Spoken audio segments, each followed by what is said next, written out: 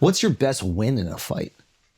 Was there a David and Goliath there one? is a best. This is the worst when guys tell fight stories, but I'm going to do it. My wife's like, this is so unattractive. I'm like, I know. But I'll just say the one that I like the most, which is I, after high school, lived in downtown Detroit with 3 dudes. Okay. And then I had moved to California. And in my absence, I kept hearing about this dude, Reggie, who was hanging around the apartment building a lot. And they were hanging out with Reggie and everything was cool. And they had watched Reggie knock a few dudes out along the way. So the legend was kind of brewing about Reggie. Well, then Reggie stole Ife's bike from upstairs. That was like strike number 1. Then Reggie stole my friend Aaron's wallet out of the apartment. He started stealing a lot of shit. So I came home for Christmas, and so all my friends are gathered at this old apartment, and fucking Reggie walks through the door. And I'm like, I got to tell this dude he can't be here anymore, and none of the other guys are going to tell him. And it's funny because it was a round table just like this. I'm sitting on the couch. He walks through the door. I step over this round table, and I walk up and I go, Reggie, you can't be in here. And he goes, I can't be in here. And I go, no, man, you got to go. And as I'm saying, no, man, you got to go, he fucking caught me. Yeah. I've never been hit by someone faster. I was chatting, and then I had gone over this exact coffee table, landed with one arm down, and I looked over, and my then girlfriend staring at me. She just watched this guy knock me over a table. Oof. And in my mind, I'm like, I want to go to bed right now. I don't want to deal with any of this. And I'm like, everyone's watching, we're going. And I got up and went over the fucking table. And then I got him in a headlock. And then it was hockey punches for 45 seconds. And then everyone had to pull me off. And I just smoked Reggie. And it was a real moment for me when my girlfriend was staring at me like, how are you going to play this? And my best friend's over here. And I think that I only like that one because I did not want to go back at Reggie. Did Reggie ever want some revenge? Was there... No. He got what is even crazier. The element of the story that's even crazier is that all happens. He gets thrown out. Now, my best friend since I was 11, still my best friend. We are fucking. He's the love of my life. Like we are as close as 2 people. 2 daughters and a wife. He was first though. He kind of lost his shit after that. Mind you, we're all hammered. Yeah.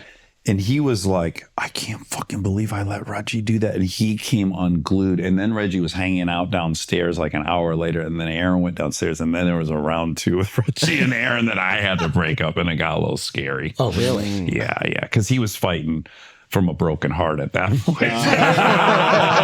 You gave him the courage. Like he had somehow let me down. It was a dangerous place to be. Yeah. On the other side of Aaron and that sitch. So that's one. That's maybe the other one. Did you keep your fighting record? He still has that thing. I heard at the end of a pod, you'll do the little recap. He got into it with some guy on a plane. Guy was being a dickhead, I think. And then what did you say to him? He said, tell the story, because I thought it was awesome that you're kind of like Hollywood elite. So for you to say this to a guy on a plane, pre-TRT, as far as I know, was pretty crazy. It wasn't if you're talking about the thing that just happened, it wasn't. This is like a couple years ago. You called the guy a fucking pussy, is basically. Oh. Yeah. You said you're not going to. You said, what are you. On an airplane? He said something like, you're not going to do anything about it because you're a fucking pussy. And then I think Monica, your co-host, had to break it up. Monica's been in this situation a few times. My wife has been in this situation a few times. It's definitely a side of myself I really have tried to, and have for the most part gotten back in the cage, the closet. My trigger is bullies. Can't stand bullies. If I'm witnessing someone bullying someone else, I just got to get in the mix. Yeah. And I don't know if I'm remembering that one, but this just happened. This was more potentially career suicide, which is Amazon, who owns Wondery, who my new deal is with. Yeah. They had asked me, would you come? Well, Amazon asked me, would you come down to South by and do the panel for Roadhouse? Yep. And so I was like, yes, if I can interview Connor, which he's hard to get to. Huge. Yep. So I kind of brokered this whole thing.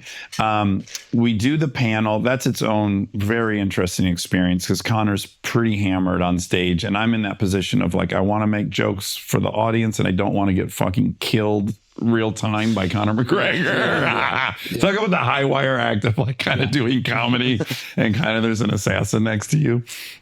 I'm like, Janine, I'm going to ask you this question. Connor's going to answer, though, as we know. Yeah. And I'm like, oh, is that too much? Checking in. Yeah. Emotional management. I had done that panel, and then we're flying out. Monica and I are in first class, and the guy in front of us, it starts with his bags in front of his feet. Everyone fucking knows you can't have your bag in front of your feet in the front row. Yeah. There's no seat to touch. And I'm like, this guy's acting like, and the flight attendant is like, sir, can you put your bag up? And he's like, I thought I might be able to get that past you. And she's like, okay, could you put your bag up? And he's like, okay, you're going to make me put my bag up. And I'm just one row behind. I'm like, oh my God, I hate this guy. So he finally puts his bag up. Then she's, would you like lunch? What are the options? Makes her read him the options. And he goes, okay, a thigh. So the chicken is a thigh. Is that dark meat? And I'm like, how long have you been eating chicken that you don't fucking know that a thigh is dark meat? Everyone knows. He's making her now say what dark meat. So now I'm just like, I can't stand this guy. None of this sounds that crazy. Am I wrong? No, the bag thing is a problem. Yeah. Bag thing. And you got to hear how he was Asking the talking food to options her. is pretty normal. Nah, Sure, but then she goes, okay, we have a chicken thigh. Yeah. Oh, you have a chicken thigh. Yeah. Is that white meat or dark meat? It's a little...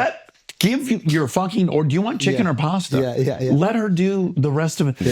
Yeah. And then I get up to go to the bathroom and he is just at his seat. And I stand up and clearly I need to go past him to get to the bathroom. And now he's just not getting over. Right. So now at some point I'm like, yeah, I'm just going to walk right through him. So I just kind of walk right through him and I bump him with my shoulder. Tex. He now knows that I don't like him. I think that's clear. Yeah. I come back from the bathroom and now when I sit down, he is turned and he's staring at me through the little divide between the chairs. And he's looking at me smiling and I just stare at him like just staring. And he goes, you were great in that panel last night.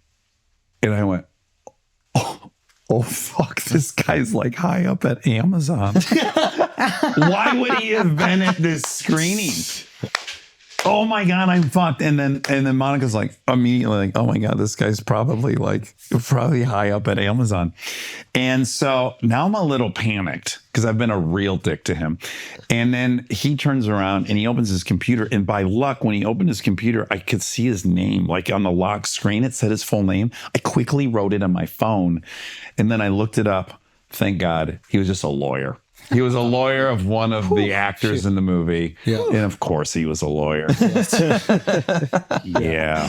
So I don't think that's the story, but that was the most recent one where Monica's like, you don't have to police everyone. Acting like an asshole in public. When's the last fight you got into? Like real big fight was probably 15 years ago. Someone threw a guy threw a huge drink at the windshield of my car while Kristen and I were driving somewhere. And we were really dressed up. And then that was unacceptable.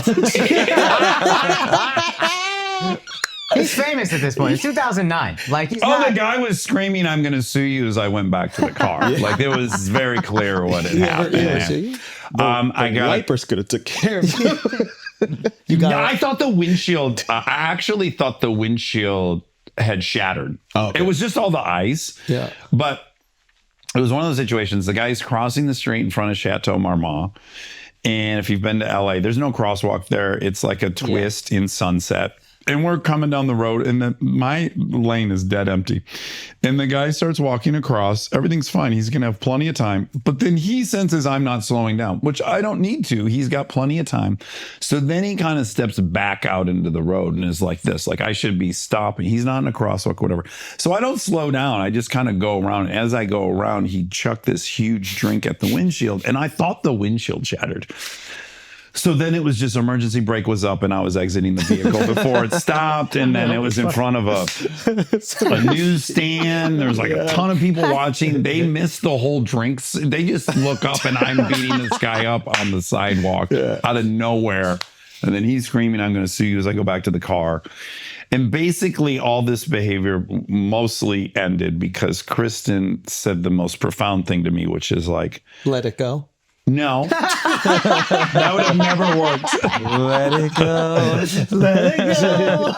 That's not her song. She's on. That's pretty good. It's a good reference. Yeah. You nailed it. That's a 10. No, she said.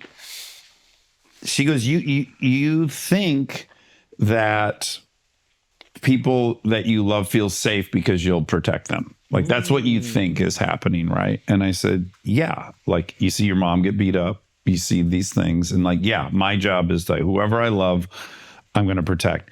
And she said, I feel much more scared around you than I feel safe. Wow. I feel like anything can happen. And I don't like that.